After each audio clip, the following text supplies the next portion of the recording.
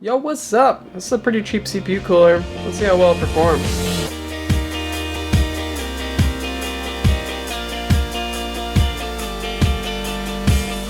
What's up, y'all? I actually have a review on the Cooler Master Hyper Evo 212. I think it's at least that.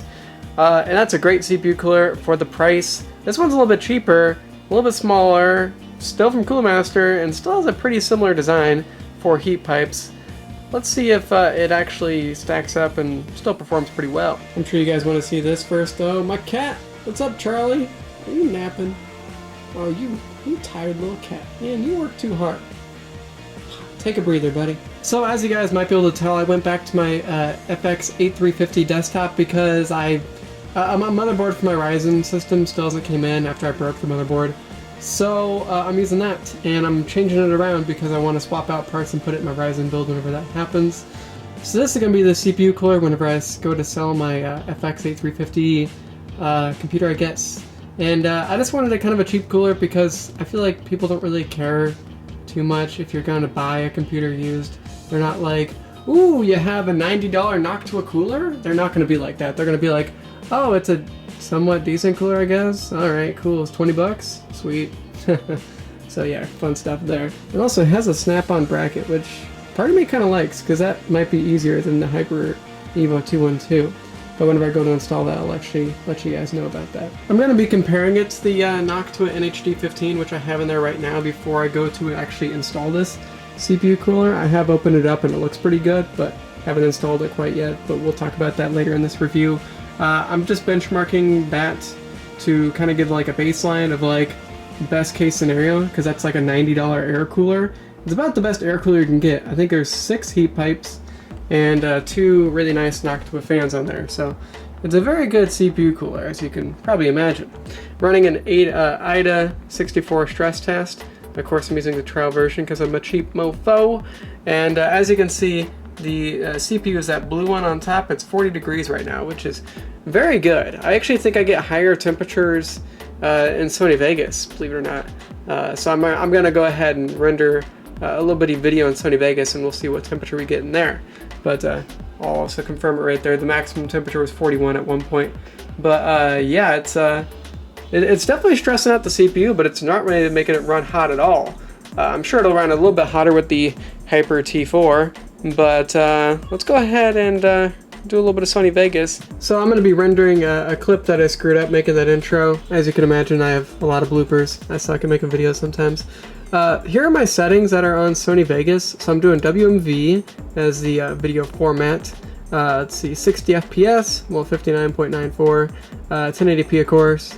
And does it show the bitrate? 14 megabytes, I think.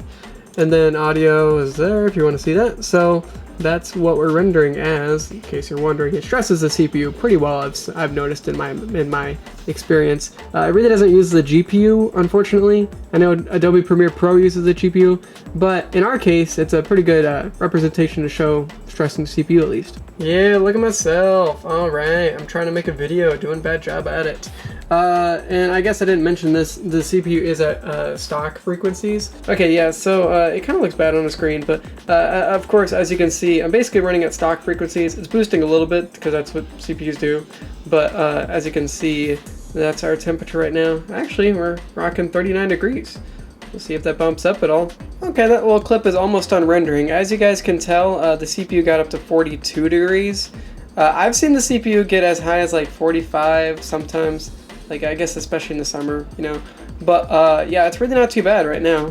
42 degrees, which is pretty chilly for stressing the CPU pretty solidly. As you see, Sony Vegas does get it a little bit hotter than IDA 64, and I was running IDA 64 longer actually.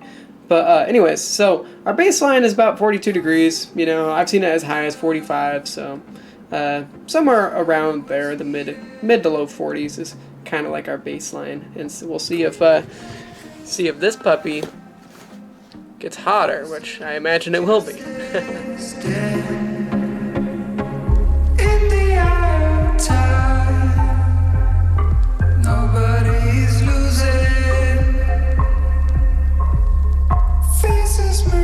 Change, but your face remains the same.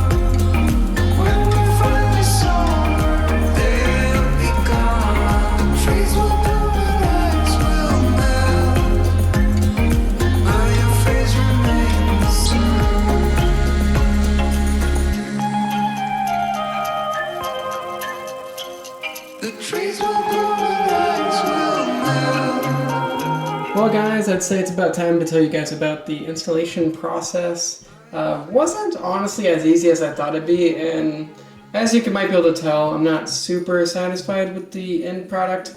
I thought the CPU cooler would be able to, go vertical like this, but no. For AMD, it's just like that. For Intel, you can probably do it like this, but because you actually get mounting brackets for Intel, as you can tell. You get a lot of stuff for Intel, actually.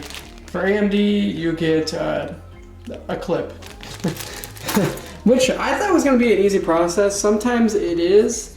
On this one, it wasn't really. It's going to be kind of hard to see it now, but whenever I was installing it, the CPU, like the clip, was all screwed up, and whenever I mounted it, the CPU cooler was like a lot closer on this side that I'm showing you now, and it exposed a lot of the CPU over here on this side, which is pretty much being covered up by the fan right now. So like half of the CPU is being covered and half of it wasn't, which obviously I fixed. As you might be able to tell, it's at least centered on the CPU, but as you can see, you can still see a little bit of the CPU. So all of the CPU is not being covered, which is probably a downside as well, but it's hopefully not terrible. We'll see in our testing in a little bit, I guess. Also to note is that the heat pipes are not connected like the Hyper Evo 212, so I guess that's something to keep in mind. Maybe the thermals won't be as good like that. I don't know. As you might be able to tell, I have the fan pointed. If you can see the arrow on this, which is kind of hard to see, I basically have the fan, shooting air this way through the heatsink. You could also do it shooting down at the GPU, which would make your GPU run hotter, and I don't like that idea. Now this is going to make your CPU run a little bit hotter, but honestly, which would you rather run hotter? The CPU by just a little bit, or the GPU by quite a bit? I would prefer the CPU by just a little bit, I think. Because obviously the GPU is, most of the heat's going to be down here, not necessarily up there, because the fans are down here, of course. So, yeah, that's the installation process. Not as easy as I was hoping. They do give you thermal paste. It's probably really crappy, but I used it anyway. We'll see how it works. And I guess that's really all I got to say about the installation process. Could be a lot easier, and the final product really isn't that great with the CPU cooler like this, but it is what it is with a $20 cooler, I suppose. And there's the CPU cooler, y'all. It's installed and working fine. The only thing is it's a little bit louder than the old Noctua fans, which are kind of expected. Noctua fans are really, they look terrible, honestly, but they're really good fans and they're really quiet. Cooler Master fans aren't really that bad though. At least I don't really think so. As long as you have your like CPU settings and your BIOS to like silent, which is what I do, it's pretty good. Well, as you guys can tell, IDA64 pretty much leveled off. 45, 46, keeps bouncing back and forth. So that's pretty good temperatures, actually. Really not too bad at all. Very nice. So that's like 5 degrees more basically than the Noctua cooler, which of course is a lot bigger. I mean, look how big the Noctua cooler is, especially compared to this little puppy. So that's pretty good. Although keep in mind these are stock frequencies, as you see. 4 gigahertz is pretty much the stock frequency for the FX8350. So if you took it up to like 4.8, 4.6, something like that, you would be generating a lot more heat, and it would make getting a bigger cooler or water cooler obviously make way more sense. But if you're just doing stock speeds or moderate overclocks, I'd say this cooler is pretty good. Setup isn't incredibly easy, but it's not incredibly difficult either. Price is good. Sound is pretty good. The only thing I really don't like, honestly, is the fact that it's pointing up. That's kind of my biggest downside, honestly, I'd say. But anyways, thank you guys for watching this, I guess, kind of a work in progress review. Oh yeah, I guess maybe I should do Sony Vegas first, actually, and then I'll finish this review. So yet again, Sony Vegas tends to trust my CPU a little bit better than IDA64, 47 degrees Celsius, I guess as far as temperature at least. Obviously load, not as much, but temperature a little more. So that's pretty cool. Yeah, 47, 48, ooh, 48, ooh, crazy. But yeah, I guess, 6, maybe even 7 degrees higher. Not really too bad though. So yeah, works pretty well. Very nice. Look at that. Hey Charlie, you're still there. What's up, buddy? Anyways, thank you guys for watching this review. If you thought it was cool, drop a like on it. If you have any questions about this cooler, leave them in the comment section below and I'll try to answer them. It's a pretty good cooler, just, you know, not crazy about the orientation. Thank you guys for watching this video, and I'll see you later. Peace out.